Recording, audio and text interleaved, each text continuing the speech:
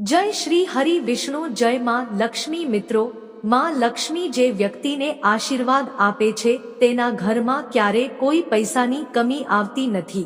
જો તમે પણ માં લક્ષ્મીના આશીર્વાદ મેળવવા માંગતા હોય તો તુલસી મંજરીના 10 મહત્વના ઉપાય તમારે કરવા જોઈએ। જો તમારા ઘરમાં પૈસા ટકતા નથી, ઘરમાં ઝઘડો થાય છે, જો તમે લગ્ન જીવનમાં સુખી નથી, ઘણી બધી મહત્વપૂર્ણ જાણકારી મળશે તો વિડીયોના અંત સુધી ચોક્કસ બન્યા રહો અને સાચા હૃદયથી એકવાર કમેન્ટ બોક્સમાં જય માં લક્ષ્મી અવશ્ય લખો। મિત્રો, જ્યારે તુલસીના છોડ પર ફૂલ દેખાવા લાગે છે તો તે ખૂબ જ શુભ સંકેત માનવામાં આવે છે। એવું કહેવાય છે કે જો તુલસીના છોડ પર ફૂલ દેખાવા લાગે તો સમજી લેવું કે દેવી લક્ષ્મી મહેરબાની કરવા જઈ રહી છે। ખૂબ જ શુભ સંકેત છે। દેવી લક્ષ્મી અને ભગવાન વિષ્ણુની કૃપા આપણા બધા પર બની રહેશે। જો પૈસાને લઈને તણાવ વધી રહ્યો છે, આજે અમે તમને આ મંજરી વિશે કેટલીક ખાસ ટિપ્સ જણાવીશું। અમે તમને ઉપાયો જણાવવા જઈ રહ્યા છીએ। આ ઉપાયોથી દેવી લક્ષ્મી અને ભગવાન વિષ્ણુની કૃપા આપણા બધા પર બની રહેશે। જો પૈસાને લઈને તણાવ વધી રહ્યો છે, તમારા ઘરમાં સારી રકમ કમાયા પછી પણ સુખ શાંતિ નથી અને રોજ ઝઘડા થાય છે, તો તુલસીનો સહારો લો। મંજરીના ઉપાયોથી તમારી સમસ્યા ઓછી થઈ શકે છે। તુલસીને દેવી લક્ષ્મીનું સ્વરૂપ માનવામાં આવે છે। ગુરુવારનો દિવસ ભગવાન વિષ્ણુને સમર્પિત છે અને તુલસી તેમને સૌથી પ્રિય છે। દર ગુરુવારે શ્રી હરિના ચરણોમાં તુલસી મંજરી અર્પણ કરો। આમ કરવાથી તમારી આર્થિક સ્થિતિમાં સુધારો થશે, મુશ્કેલીઓ દૂર થશે અને તમારા ધનમાં આશીર્વાદ મળશે। તમારું અટકેલું ધન પરત મળે છે અને તમારી આવક વધે છે। બીજો ઉપાય, જો તમે ઈચ્છો છો કે માં લક્ષ્મી હંમેશા તમારા ઘરમાં વાસ કરે અને તેમના આશીર્વાદ તમારા બધા પર રહે, તો તુલસી મંજરીને લાલ રંગના કપડામાં બાંધીને તમારા સંપત્તિ વિસ્તારમાં રાખો। આમ કરવાથી તમારે આર્થિક સમસ્યાનો સામનો કરવો નહીં પડે। ત્રીજો ઉપાય, જે ઘરમાં ઝઘડા વારંવાર થાય છે તે ઘરમાં આ તુલસી મંજરીનો ઉપયોગ કરવામાં આવે છે। તેવા ઘરમાં દરરોજ ગંગાજળમાં થોડા તુલસીના બીજ ભેળવીને છાંટવાથી તમારા ઘરમાં સુખ સમૃદ્ધિ અને શાંતિ રહે છે અને આવા ઘરમાં લક્ષ્મી વાસ કરે છે। ચોથો ઉપાય, શુક્રવારે તુલસીનો ઉપાય કરવો ખૂબ જ શુભ છે। એવું માનવામાં આવે છે કે દેવી લક્ષ્મીની પૂજા દરમિયાન તમારે શુક્રવારે તુલસી મંજરી અર્પણ કરવી જોઈએ। આ ઉપાયને અનુસરવાથી દેવી લક્ષ્મીની કૃપા હંમેશા તમારા પર બની રહે છે અને ધનનો પ્રવાહ વધે છે।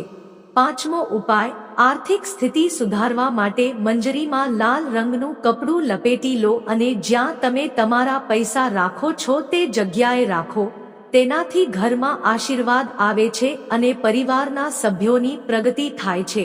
મિત્રો, એક વાતનું ધ્યાન રાખો કે તુલસીના છોડને ક્યારે લાલ રંગની ચૂંદડી અર્પણ ન કરવી જોઈએ। હંમેશા લીલો, પીળો, વાદળી રંગની ચૂંદડી અર્પણ કરવી જોઈએ।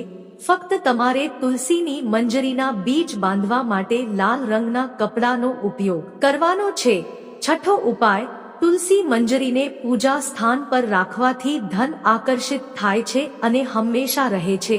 ઘરમાં સુખ સમૃદ્ધિ આવે। મંજરીનું પાણી ઘરના ઉત્તરી ખૂણામાં પાણીથી ભરેલું તાંબાનું વાસણ રાખો અને તેમાં તુલસી મંજરી નાખો। એવું માનવામાં આવે છે કે આ પાણી ખૂબ જ પવિત્ર બને છે અને ઘરની બધી નકારાત્મક શક્તિઓ આ પાણીમાં સમાઈ જાય છે। આ ઉપાયથી તમારા ઘરમાં હંમેશા સમૃદ્ધિ રહે છે અને સકારાત્મક ઉર્જાનો સંચાર થાય છે, જેના કારણે તમારી માનસિક સ્થિતિ સારી રહે છે। આઠમો ઉપાય, જો તમે તુલસી મંજરીના જળથી શિવલિંગનો અભિષેક કરશો તો તમારા જીવનમાં સકારાત્મક ઉર્જાનો સંચાર થશે। આ ઉપાય શિવની પૂજા કરવાથી પણ ફાયદો મળે છે। તેના માટે તમે તાંબાના વાસણનો ઉપયોગ કરી શકો છો। એક વાસણમાં પાણી લો અને તેમાં તુલસીના પાન નાખીને થોડીવાર ઢાંકી રાખો અને પછી આ પાણીથી શિવલિંગનો અભિષેક કરો, તો આ ઉપાયથી તમારા જીવનના બધા જ અવરોધો દૂર થઈ શકે છે।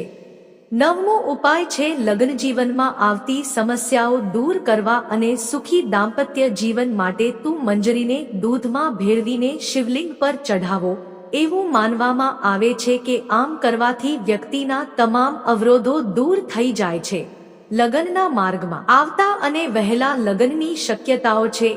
જો કે ભગવાન શિવ અને ગણેશને તુલસી અર્પણ કરવી વર્જિત માનવામાં આવે છે, પરંતુ સ્કંદપુરા અનુસાર શ્રાવણ માસમાં તમે તુલસીની મંજરી અર્પણ કરી શકો છો.